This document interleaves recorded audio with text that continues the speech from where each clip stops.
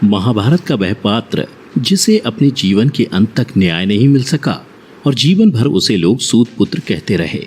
परंतु सबसे बड़ी विडंबना यह थी कि वह खुद भी नहीं जानता था कि वह सूर्यदेव और माता कुंती का पुत्र है।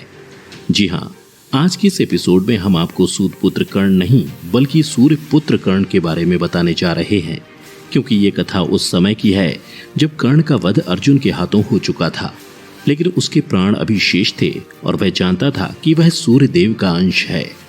आज मैं आपको बताऊंगा कि शरीर त्यागने से पहले जब श्री कृष्ण कर्ण के निकट गए तो कर्ण ने उनसे अपनी कौन सी अंतिम इच्छा बतलाई। नमस्कार दर्शकों, द डिवाइन टेल्स पर आपका एक बार फिर से स्वागत है। महाभारत में वर्णित कथा के अनुसार युद्ध के 17वें दिन जब कर्ण और अर्जुन कुरुक्षेत्र के मैदान में युद्ध करने आए तो दोनों में भीषण संग्राम हुआ, जो काफी देर तक बिना किसी निर्णय के चलता रहा। यह देख भगवान श्री कृष्ण चिंतित हो गए और मन ही मन सोचने लगे कि अगर आज सूर्यास्त से पहले कर्ण नहीं मारा गया तो पांडवों के लिए यह धर्म युद्ध जीतना असंभव हो जाएगा। फिर उन्हें एक उपाय सूझा और वो बीच युद्ध से अर्जुन को लेकर कुरुक्षेत्र मैदान से दूर ले जाने लगे। यह देख पहले तो अर्जुन ने ही कृष्ण से पूछा, हे वासुदेव, आप मुझे बीच युद्ध से कहाँ ले जा रहे हैं? पीठ दिखाना तो कायरों का कर्म है। तब श्री कृष्ण मुस्कुराते हुए बोले, हे पार्थ, कभी कभी युद्ध में विजय प्राप्त करने के लिए रणभूमि को छोड़ना पड़ता है, और ये तो तुम भली भांति जानते ही हो कि मेरा एक नाम रणछोड़ भी है। उधर अर्जुन को युद्ध के मैदान से दूर जाता हुआ देख कर्ण मन ही मन सोचने लगा कि भला वासुदेव अर्जुन को कहाँ लेकर जा रहे हैं, और यही सोचकर वह भी अर्जुन के रथ के पीछे उसे ललकारता हुआ चल पड़ा। कर्ण की ललकार सुनकर अर्जुन श्री कृष्ण को रथ रोकने के लिए कहते रहे, परंतु श्री कृष्ण मुस्कुराते हुए आगे बढ़ते रहे।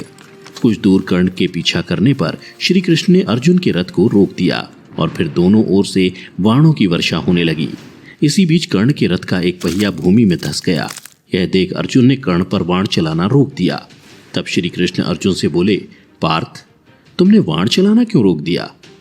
तब अर्जुन ने कहा, वासुदेव, क्या आप देख नहीं रहे कि कर्ण के एक रथ का पहिया जमीन में धंस गया है? तब श्री कृष्ण अर्जुन से बोले, पार्थ, कर्ण एक महारथी योद्धा है और चाहे तो वह अपना रथ बदल सकता है।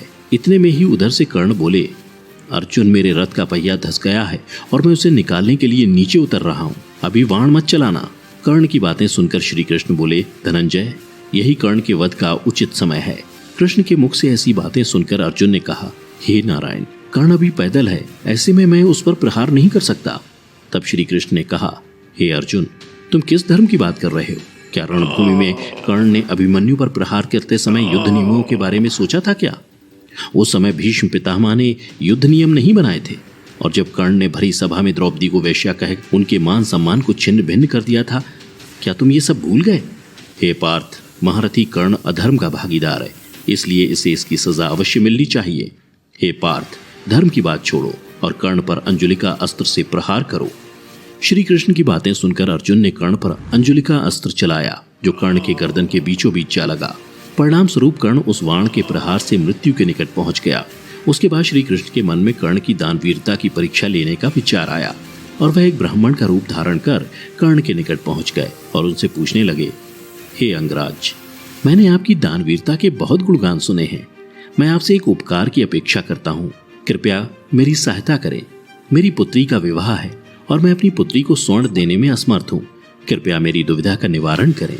यह सुन दानवीर कर्ण ब्राह्मण से बोले, हे देव, मैं निहत्था हूँ और इस समय मेरे पास आपको देने के लिए कुछ भी नहीं। इस पर उस ब्राह्मण ने कहा, हे दानवीर कर्ण, आपके पास अब भी ऐसा कुछ है जिसे आप दान कर सकते हैं। यह सुन कर्ण समझ गए कि ये कोई साधारण ब्राह्मण नहीं बल्कि ब्राह्मण रूपी कोई देव है। असमंजस में पड़ते हुए कर्ण उस ब्राह्मण से पूछने लगे, हे ब्राह्मण, मेरे पास वो क्या है जिससे मैं आपकी सहायता कर सकता हूँ? तब ब्राह्मण बोले, आपकी सोने की दांत। तत्पश्चात कर्ण ने बिना संकोच के अपने सामने पड़े पत्थर को दांत पर मारकर उसे लेने की बात कही। यह सुन ब्राह्मण कहने लगे, राजन, दान दानवीर द्वारा दिया जाता है, स्वयं नहीं लिया जाता। फिर कर्ण ने पीड़ा सहन करते हुए पत्थर से मार के अपने दांत को निकालकर उन ब्राह्मण को दे दिया। उस पर आपत्ति जताते हुए ब्राह्मण कहने लगे, दान तो पवित्र लिया जाता है, मैं इसे कैसे स्वीकार करूं? तब कर्ण ने अपने समक्ष पड़े बाण को उठाकर माता गंगा का आह्वान किया तदुपरांत माँ गंगा की सहायता से कर्ण ने उस सोने के दांत को पवित्र कर उस ब्राह्मण को दे दिया। तत्पश्चात कर्ण उनसे अनुरोध करने लगे, हे देव, मुझे अपने सत्य रूप में दर्शन दीजिए, मैं आपके दर्शन करना चाहता हूँ। कर्ण की दानवीरता से प्रसन्न हरिकृष्ण ने कर्ण के समक्ष अपने सत्य रूप में दर्शन देते हुए कहा, कर्ण, तुम जैसा दानवीर त्रिलोक में कोई भी नहीं है। जब तक इस संसार में सूर्य और चंद्रमा रहेगा तब तक तुम्हारा नाम दानवीर कर्ण के नाम से जाना जाएगा। मैं तुम्हारी दानवीरता से अत्यंत प्रसन्न हूँ। तुम मुझसे जो चाहो वरदान मांग सकते हो। तब इस पर कर्ण ने कहा, प्रभु, मैं अपने अगले जन्म में आपके राज्य में जन्म लेना चाहता हूँ, और दूसरा, मेरा जन्म एक कुंवारी माता के द्वारा हुआ था, इसलिए मेरी इच्छा है कि मेरा अंतिम संस्कार भी एक कुंवारी भूमि अर्थात ऐसी भूमि पर हो जहाँ आज तक कोई अधर्म नहीं हुआ हो।